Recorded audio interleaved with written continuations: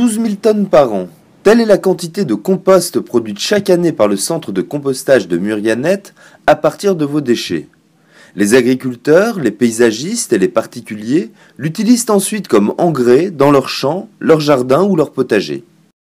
Le centre de compostage de Murianette a été créé en 1994. 9 agents de la métro y travaillent. Nous recevons 30 000 tonnes de produits à l'année. Ce produit nous est livré du centre de tri Athanor. C'est des déchets fermentescibles. À l'intérieur de ces déchets, nous avons encore du plastique, du verre et autres produits.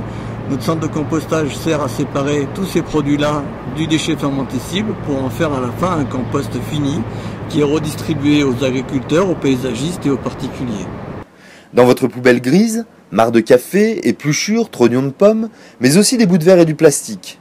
Chaque année, près de 30 000 tonnes de ces déchets provenant du centre de tri Athanor rejoignent en effet le centre de Murianette pour être triés et transformés en compost.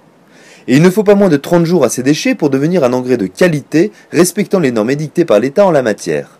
Le compost élaboré par le centre de compostage est destiné à une valorisation agricole et cette valorisation est encadrée par une norme bien spécifique qui fixe des critères de qualité et d'innocuité du compost. Le produit est d'abord trié pour en retirer les indésirables, puis épandu et retourné durant 15 jours dans des silos de fermentation. Alors là, devant nous, nous avons les 8 silos de fermentation. Chaque silo de fermentation a environ 160 tonnes de matière à l'intérieur. À nouveau, il est affiné puis déposé dans des silos de maturation avant d'être encore une fois passé au crible pour le libérer des déchets les plus récalcitrants.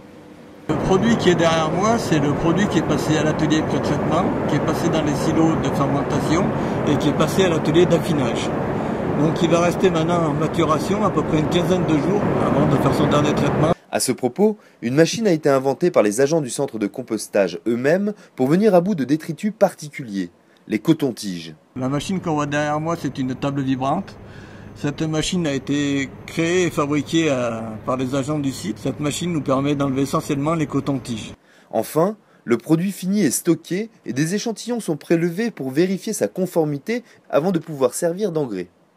Mon travail est de vérifier la conformité du produit fini de notre compost par rapport à cette norme avec des échantillonnages mensuels. Une fois que cette vérification est faite, le compost peut être répandu dans la vallée du Grésivaudan sur les grandes cultures de maïs.